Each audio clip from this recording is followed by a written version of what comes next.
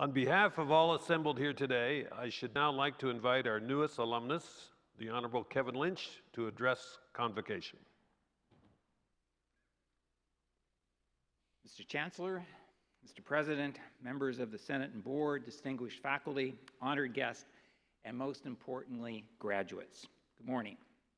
On this very special day, I want to offer my heartfelt congratulations to you, the graduates, as well as to your proud parents and supportive families.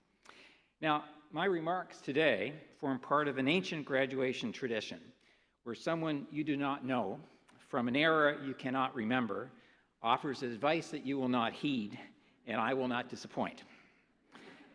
But first, let me begin by expressing my appreciation to Western University for this honor. Coming from a university that has contributed so much to teaching, research, scholarship, and intellectual leadership in Canada and beyond, it means a great deal to me. Thank you very much. Now, honorary degrees are typically granted for things past, whereas your degrees are being awarded for things future. You will shape that future and make your mark in a profoundly changing world, a challenging world, a world of opportunity and uncertainty, a world quite unlike the one into which my generation graduated some time ago. Dubbed the new global normal, it's a world experiencing an extraordinary scale and scope and pace of change.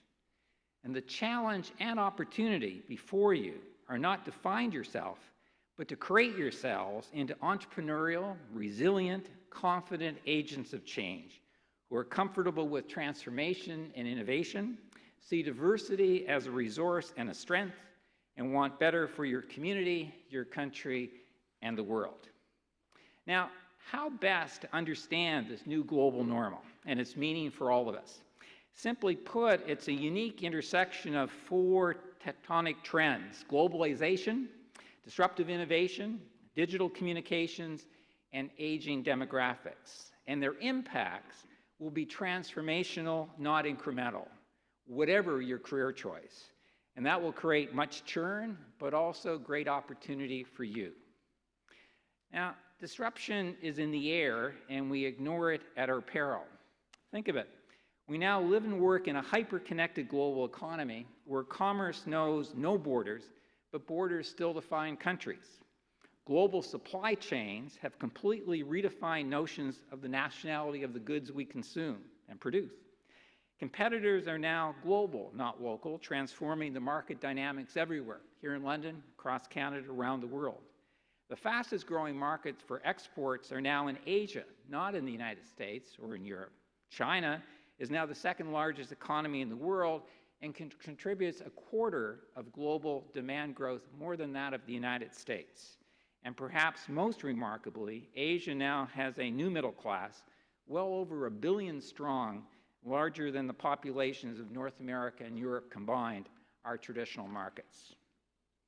The other driver of change is innovation, spurred on by ongoing technological revolutions in digital communications, artificial intelligence, advanced robotics, next-generation genomics, 3D printing, cloud technology, and the list goes on and on. Consider, Airbnb owns no hotel rooms, but it has a higher market capitalization than Hilton Hotels. Uber owns not a single taxi, but is transforming the global taxi industry. Google is not a car company, but its driverless car dominates the auto sector. And Apple is not a watch company, but the Apple Watch is the vanguard of the Internet of Things, and it's not just something to tell time. A threat to the status quo, to be sure, but also an incredible opportunity to introduce Canadian goods and services and technologies and values to these new markets and these new customers around the world. As Churchill once observed, quote, "A pessimist is one who sees the difficulty in every opportunity, and an optimist sees the opportunity in every difficulty." I think it's time for optimism in Canada, provided we are neither complacent nor parochial. Indeed, Canada has all the ingredients for success. We have great universities, leading-edge research, and talented graduates, and you add to that today. But we seem to be lacking the recipe and the chefs. We do startups well, but have difficulty with scaling up. We have lots of incubators, but none at global scale. We do not do innovation well in our established kind of firms, and our trade is hugely skewed to slower growing traditional markets in the United States and Europe, not in Asia. It's time, frankly, for fresh thinking to avoid letting past success be our biggest risk to future success. So permit me to offer 3 thoughts based on the why not principle of George Bernard Shaw. First, we should raise our ambition levels. In today's relentlessly competitive global economy, being pretty good is simply not good enough. Why not aim to be in the global top 10 for business innovation and R&D investment if Finland, Sweden, Israel, and Denmark can achieve it? Why not aim to be in the top 10 for innovation startup ecosystems if Seattle, Boston, Tel Aviv, and Singapore can do it? Second, we should be a leader, not a follower, on globalization. That's been where Canada's been at its best. There are huge first mover advantages in today's massive realignment of global markets. Again, why not be the first G7 country to sign a free trade agreement with China, with India, with Japan? Why not be the first Western country to use e-commerce to promote, market, sell, and distribute Canadian goods and services in India, in China, and the rest of Asia? And third, we should build global talent hubs in Canada. The fuel of innovation is exceptional talent. That's what we're building here at Western.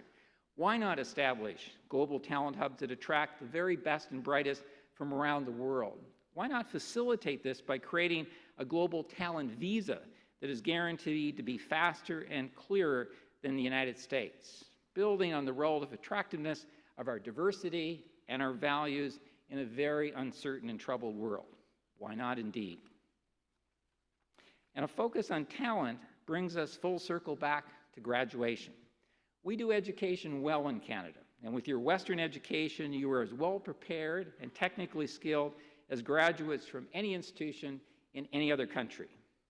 But the attributes that will be the new differentiators of success are also the soft skills, entrepreneurship and resiliency, creativity, curiosity, and a willingness to think outside the box, collaboration and communication, and a global, not local mindset. You can and you should aim to excel at these as well.